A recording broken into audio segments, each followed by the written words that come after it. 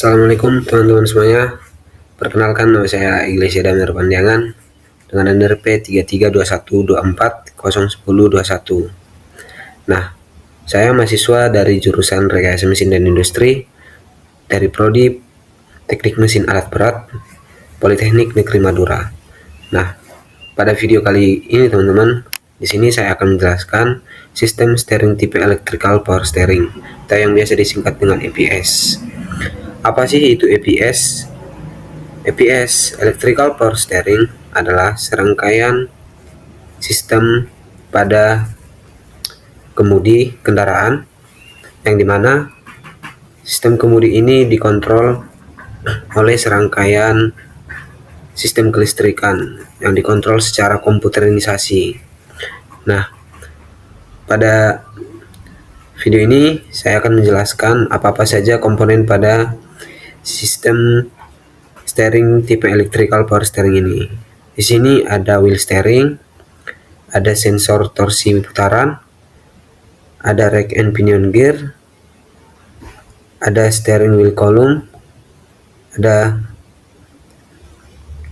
D-rod, ada axle, ada roda, dan ada motor DC. Nah, pada sistem steering ini terdapat juga sensor kecepatan. Nah, inilah yang membedakan sistem steering electrical power steering dengan sistem steering pada umumnya, yaitu tipe manual. Nah, bagaimana sih sistem kerjanya?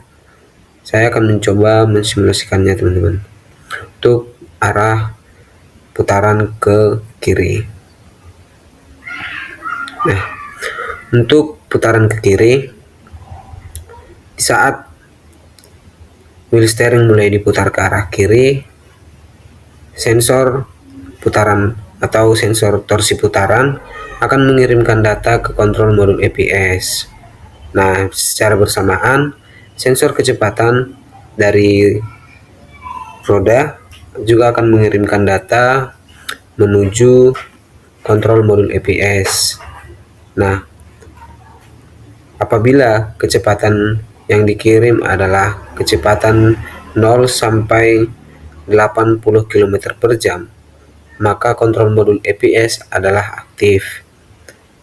Nah, karena data kecepatannya yang diterima oleh kontrol modul EPS adalah data kecepatan yang sesuai atau 80 km per jam atau kurang, maka kontrol modul EPS akan mengirimkan arus listrik ke motor DC untuk mengaktifkan motor DC agar membantu putaran dari steering, sehingga dengan demikian putaran dari wheel steering atau sistem kemudi akan lebih ringan dan akan lebih gampang untuk diputar.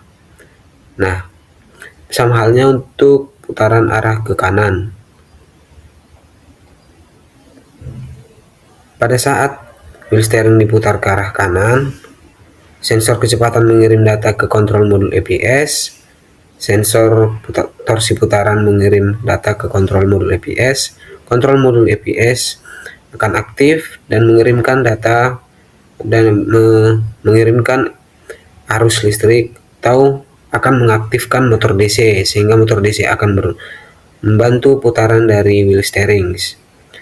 Nah, dengan demikian putaran ke arah kanan akan jauh lebih ringan. Nah, yang perlu dipahami teman-teman yaitu pada sistem steering tipe electrical power steering ini, yaitu apabila data kecepatan yang dikirim oleh sensor kecepatan adalah data kecepatan yang melebihi dari angka 80 km per jam, maka kontrol modul EPS adalah tidak aktif. Nah, kenapa demikian? Karena ini adalah salah satu sistem safety pada sistem steering tipe electrical power steering, yang dimana apabila kecepatan kendaraan melebihi dari batas 80 km per jam, maka sistem electrical power steering akan tidak aktif. Hal ini bertujuan agar pada saat kecepatan tinggi, wheel steering akan terasa berat sehingga tidak mudah untuk berputar ke arah kiri ataupun ke kanan. Dengan demikian, arah atau alur dari kendaraan akan stabil, tidak gampang terputar atau tidak gampang berbelok.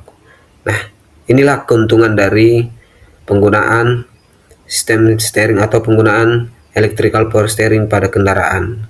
Selain untuk memperingan, juga menjaga kestabilan pergerakan dari kendaraan. Nah, cukup sekian penjelasan yang bisa saya sampaikan. Apabila ada tutur kata yang salah dan penjelasan saya yang kurang, mohon dimaklumi dan mohon ditegur. Cukup sekian dan terima kasih.